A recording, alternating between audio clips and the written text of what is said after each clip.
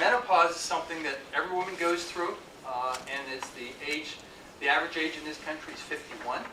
It is an age which has essentially been unchanged over the last couple of centuries, unlike the age of when you get your first period, which has gotten earlier and earlier and earlier over the past 75 to 100 years.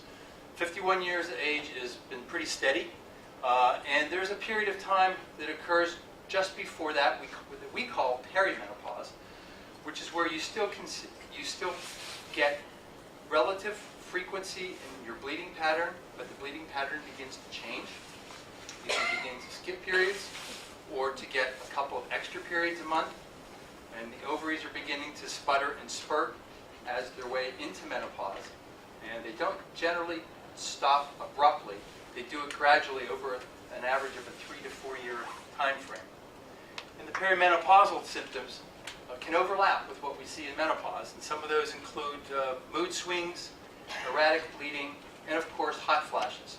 Except in perimenopausal women, we see the hot flashes come and mysteriously disappear as quickly as they came. Menopause, however, our definition in medicine is to go an entire year without a menstrual cycle. And until you reach that definition, most physicians and midwives and nurse practitioners will consider you not quite in menopause yet. Hot flashes are probably the most common description we get from women in menopause who are suffering from a whole host of symptoms. But about 80 to 90% of women experience hot flashes at some time. And they're characterized by episodic periods of sweating and heat. And the classic hot flash starts in the chest, and it goes like a wave up through the neck and into the face, where you can literally feel the wave making its progression and the flow of heat, and sometimes the change in your skin color and temperature following it as well. These generally occur randomly throughout the day or the night, sometimes several times in an hour, and almost always without any warning. There have been some studies that have suggested there is a circadian rhythm to the hot flash, where more women may get them in the evening, specifically about 3 to 4 hours before they go to bed. But I personally have not witnessed that kind of pattern in many of my patients. There have been studies that have suggested that that's true. The other characteristics of hot flashes are quite convincing, so that they're real. Women don't imagine these. There have been documented to be changes in skin temperature by anywhere between 1 to 7 degrees Celsius. There have been increases in the heart rate demonstrated, an average of 7 to 15 beats per minute. And episodes seem to last, again, depending on which studies we read, anywhere between 1 to 5 minutes and 3 to 6 minutes in length. One of the other characteristics of hot flashes seem to be that they can become very disruptive to the sleep cycle. And this is where the pattern of fatigue and irritability from menopause seems to start, primarily with the disruption of sleep.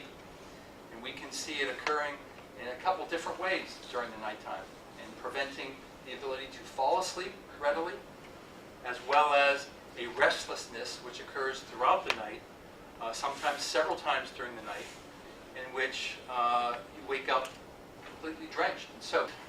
When we look more specifically at the body and how it works and why it does this, we all seem to be pretty convinced that it's the decline in estrogen levels that trigger the hot flashes, specifically in a portion of the brain called the hypothalamus, which is the part that regulates body temperature.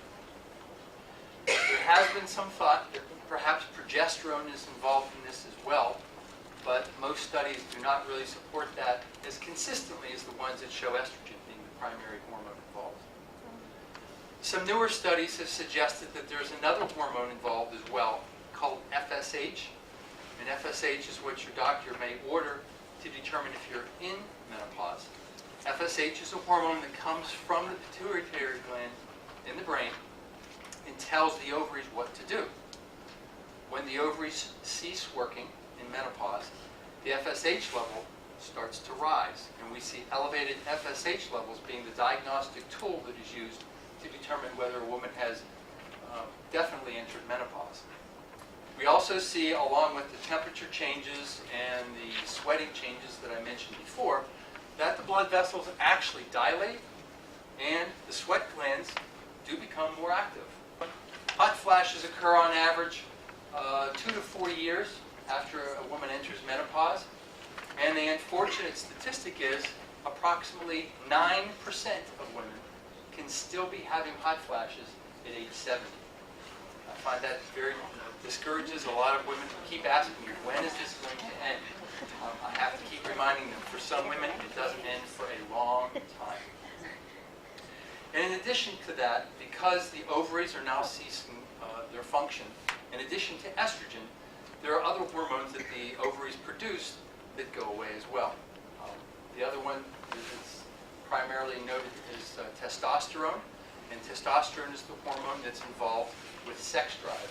And I'm sure all of you have heard at least one of Oprah Winfrey's talk shows about the use of testosterone and testosterone supplements. And it seems to be the combination of those hormones, along with a couple other smaller ones, that do affect the mood and certainly the sex drive in a menopausal woman. So when we talk about how to treat hot flashes, there are some common sense approaches we like to mention. Some of these things I'm sure you've heard, but I want to reinforce them before you delve into medical treatments or hormonal treatments or other type of treatments that I'm going to mention. But dressing in layers is one that you'll commonly hear, so that when you get a hot flash, you have layers to remove, or if you get drenched, you have layers to put back on so that you don't get chilled afterwards. Access to a change in your temperature or a change in the environment can help a lot. Being able to go into a different room, into a cooler place, to a window. I've actually had patients who've gone to a freezer and literally put their head in the freezer. And I'm curious to see how often anyone else has ever tried this, but the patients that I've seen do this swear that it works well.